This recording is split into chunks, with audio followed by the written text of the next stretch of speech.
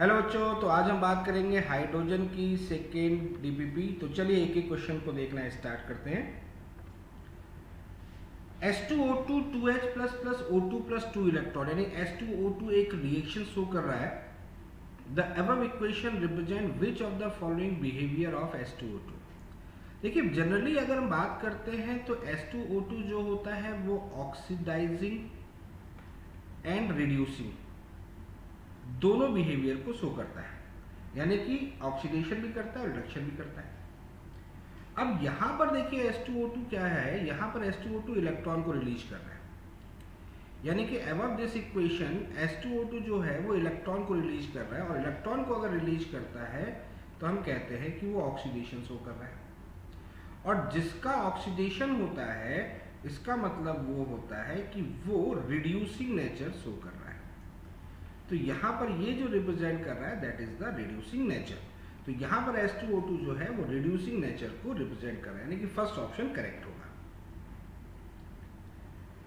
One of the following is an incorrect statement point out. तो यहाँ पर हम इनकरेक्ट स्टेटमेंट की बात करते हैं। इनकरेक्ट स्टेटमेंट है तो पहला ऑप्शन है permanent hardness can be removed by boiling water, यानी कि अगर हमारे पास में कोई परमानेंट हार्डनेस वाला जो वाटर है, अगर हम इसको बॉईल करते हैं तो क्या इसमें हार्डनेस रिमूव होगी? तो जवाब है नहीं। टेम्परेरी हार्डनेस अगर प्रेजेंट होती है वाटर के अंदर, उसको अगर आप बॉईल करते हैं तो उस कंडीशन में जो हार्डनेस होगी वो यहाँ पर रिमूव होगी। ठीक है, हार्डनेस रिमूव हो जाएगी। और ये तो आपको पता ही होगा कि टेम्परेरी हार्डनेस किसके थ्रू होती है? कैल्शियम एंड मैग्नीशियम के बाइकार्बोनेट के थ्रू होती है, बाइकार्बोनेट के थ्रू होती है। अब जैसे कि बात कर लेते हैं, कैल्शियम बाइकार्बोनेट है हमारे पास में, इसको अगर हम हीट करते हैं तो ये किस में कन्वर्ट होता है? कैल्शियम कार्बोनेट में, जो कि प्रेसिपिटेट के फॉर्म में नीचे बैठ जाता है, फिर H2O प्लस CO2 जो ये है इस तरह से रिमूव हो जाती है। क्लियर है, समझ में आ रहा है? तो ये कंडीशन यहाँ पर प्रेजेंट होती है। तो ये बेसिकली इसका रीजन होता है। तो ये फर्स्ट ऑप्शन जो है यही हमारा इनकरेक्ट है। Water is said to be permanently hard when it contain. देखिए परमानेंटली हार्डनेस के बारे में अगर हम बात करते हैं तो परमानेंटली हार्डनेस बेसिकली किसके थ्रू होती है? वो होती है due to calcium and magnesium sulphate and chloride. तो सल्फेट और क्लोराइड के थ्रू होती है, यानी कि अगर उसमें कैल्शियम सल्फेट है, उसमें मैग्नीशियम सल्फेट है, कैल्शियम क्लोराइड है, मैग्नीशियम क्लोराइड है, तो इनके थ्रू वहां पर क्या होती है? परमानेंट हार्डनेस होती है। तो यहाँ पर जो ऑप्शन करेक्ट होगा वो कौन सा ऑप्शन होगा? हमारा फर्स्ट ऑप्शन करेक्ट होगा।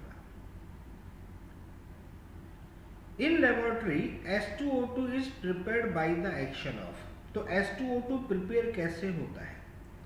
देखिए लेबोरेटरी में क्या करते हैं, BaO2 लेते हैं और BaO2 हाइड्रेटेड फॉर्म में लेते हैं, यानी कि BaO2.8H2। इसका भी कॉज होता है क्यों लेते हैं। फिर इसको H2SO4 के साथ में रिएक्ट करवाते हैं।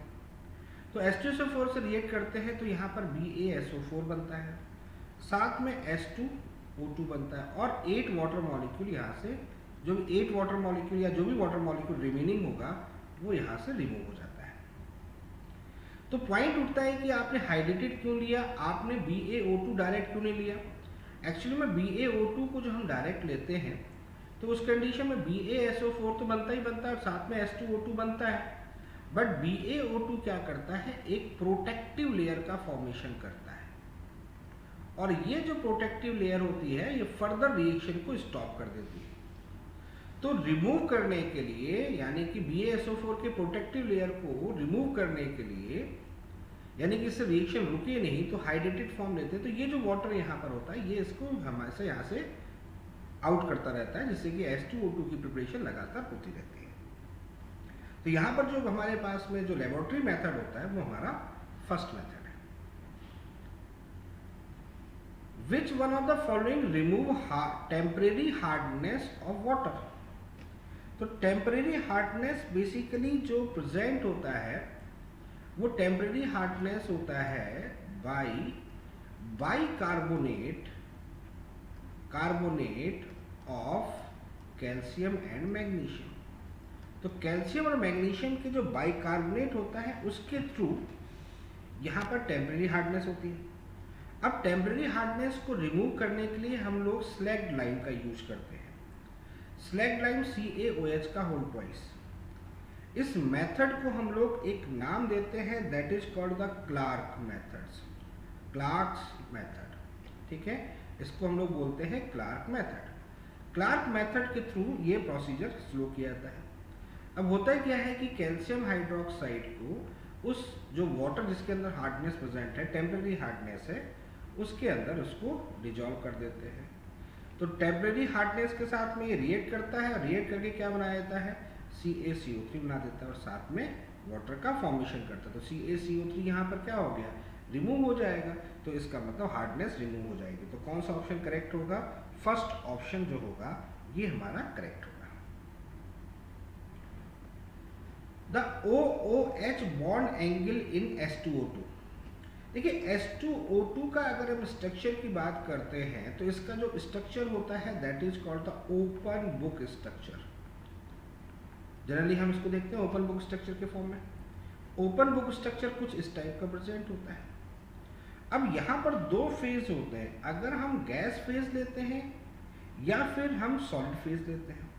अगर हम गैस फेज लेते हैं तो उस कंडीशन पर ये जो एंगल होता है 95 डिग्री होता है, और यहाँ पर जब इसको ओपन बुक के फॉर्म में डिफाइन करते हैं तो ये वाला जो एंगल होता है, ये वाला जो एंगल होता है वो होता है 105 डिग्री, 115.5 डिग्री।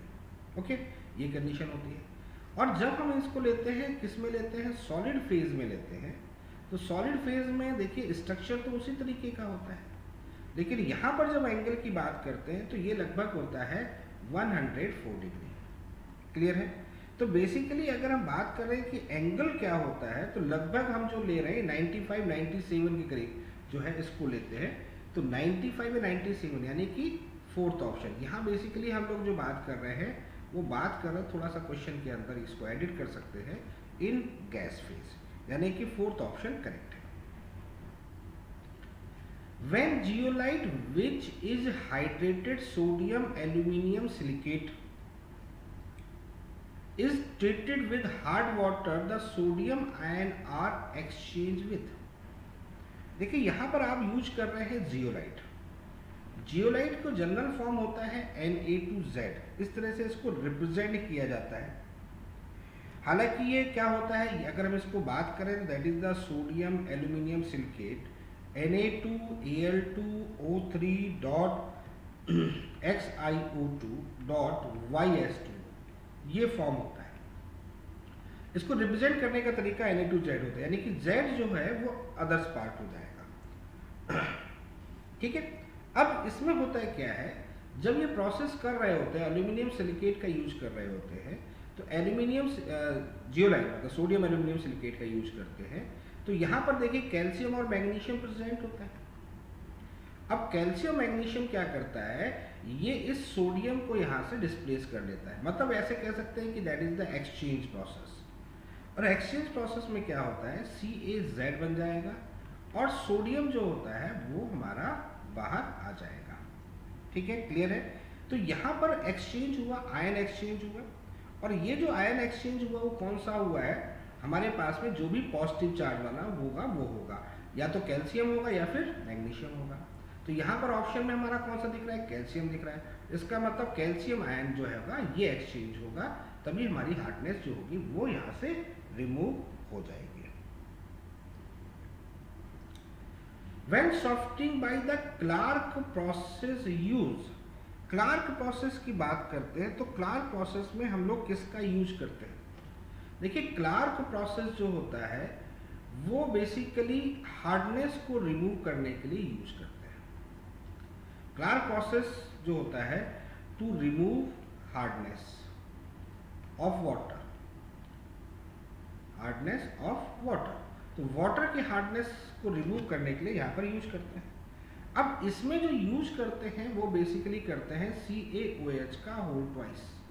यानी कि बेसिकली हम इसको बोल सकते हैं that is called the slagged lime, इसका यूज करते हैं। ठीक है, तो CaOH का होल ट्वाइस यहाँ पर यूज किया जाता है। तो ऑप्शन हमारे पास में अगर देखा जाए तो CaOH का होल ट्वाइस कहाँ पर है, फोर्थ ऑप्शन हमारा CaOH के होल ट्वाइस को डिफाइन कर रहा है।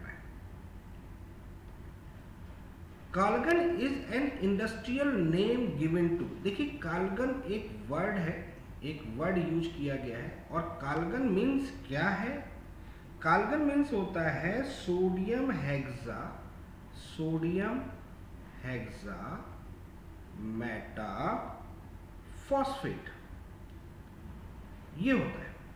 अब सोडियम हेक्सा मेटा फॉस्फेट को अगर जनरल लिखे तो Na6P6O18, या इसको कहीं कहीं पर हम लोग लिखते हैं NaPO3 का whole 6।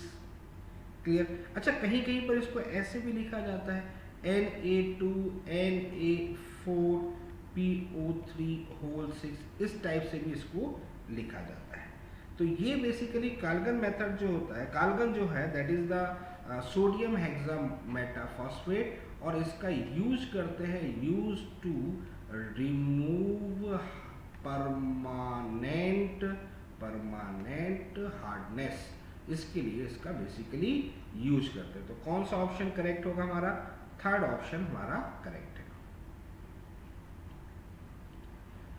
Zeolite are extensively used in, देखिए जियोलाइट क्या होता है, जियोलाइट बेसिकली हम लोग इसको लिखते हैं Na2Z फॉर्म पे, या फिर इसको अगर हम देखें सोडियम एल्यूमिनो सिलिकेट फॉर्म होता है Na2Al2O3.XSiO2.YSiO2, ये YS2O।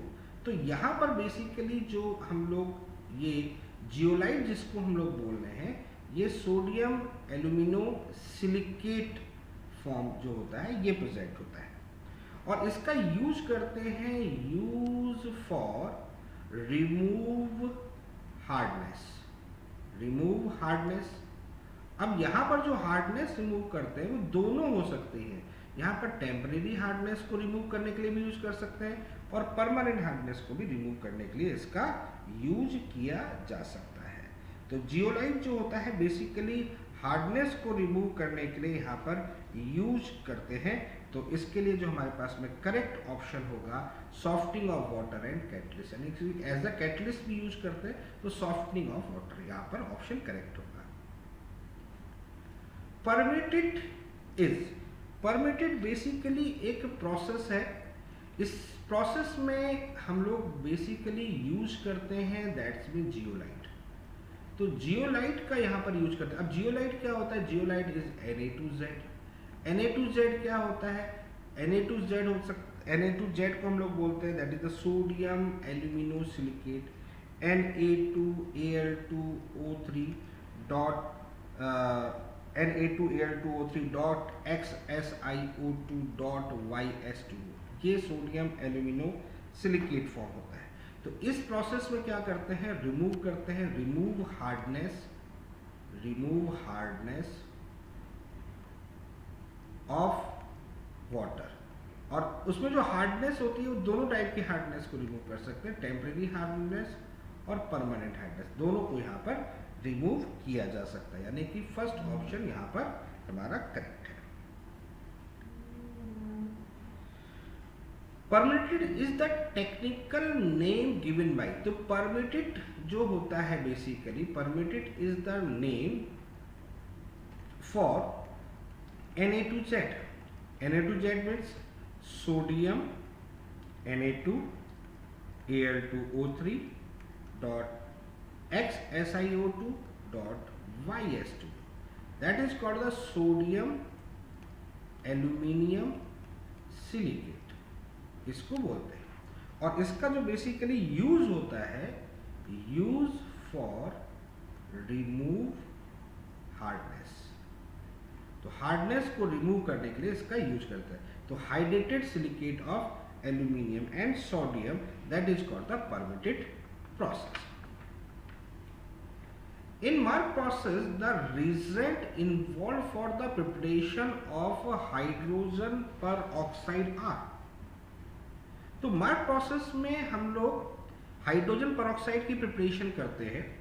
तो हाइड्रोजन पेरोक्साइड की प्रिपरेशन किसके थ्रू होती है? तो यहाँ पर जो प्रिपरेशन होती है that is the Na2O2 plus H2SO4, ये रिएक्शन करते हैं। तो यहाँ पर बनता है आपका Na2SO4 प्लस H2O2। तो ये चीज यहाँ पर डिफाइन होती है। तो यहाँ पर जो है सेकेंड ऑप्शन हमारा जो होगा ये हमारा करेक्ट होगा। Acidic order of the following compound is. अब एसिडिक ऑर्डर का मतलब होता है रिमूव H प्लस आयन। तो H2O2 जो होता है वो यहाँ पर 2H प्लस आयन रिप्रेजेंट कर सकता है। तो 2H प्लस आयन ये यहाँ से रिलीज कर सकता है। तो सबसे ज्यादा यहाँ पर एसिडिक नेचर तो H2O2 की होगी। दूसरी बात है acidic nature is also depend on the bond strength.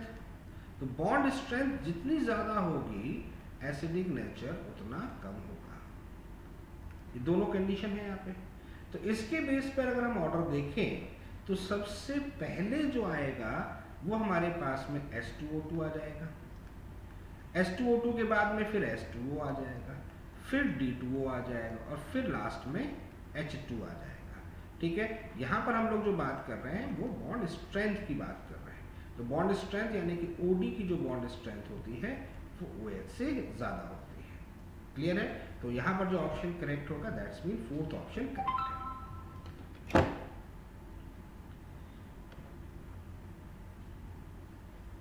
Correct order of boiling point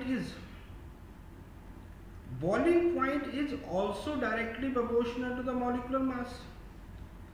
जिसका molecular mass ज्यादा होगा that's mean उसका boiling point ज्यादा होगा। और boiling point is also directly proportional to the hydrogen bonding, इस पर भी डिपेंड करता है। तो जो जितना ज्यादा हाइड्रोजन बॉन्डिंग शो करता है जिसका मॉलिक्यूलर मास ज्यादा होगा उसका बॉन्डिंग पॉइंट ज्यादा होगा। तो यहां पर अगर हम ऑर्डर की बात करें तो सबसे पहले तो H2O2 आ जाएगा, फिर D2O आएगा, फिर H2O आ जाएगा। D2O, H2O और S में अगर हम बात करेंगे तो किस पर डिपेंड करेगा? मॉलिक्यूलर मास पे। फिर D2 आएगा, फिर H2 आएगा। यहाँ पर डिपेंड किस पर करेगा? ये भी मॉलिक्यूलर मास पे। H2O2 का सबसे ज्यादा होगा कि हाइड्रोजन बॉन्डिंग भी अच्छी शो करता है। ठीक है, क्लियर है? और साथ ही साथ में मॉलिक्यूलर मास तो ज्यादा है। तो ये बेसिकली इंपॉर्टेंट पॉइंट है। तो अब यहाँ पर बॉइलिंग पॉइंट का ऑर्डर देखेंगे तो कौन सा ऑप्शन करेक्ट होगा? हमारा थर्ड ऑप्शन करेक्ट होगा। तो बच्चों ये रही आज की डीबीपी। चलिए फिर मुलाकात होती है नेक्स्ट डीबीपी के साथ।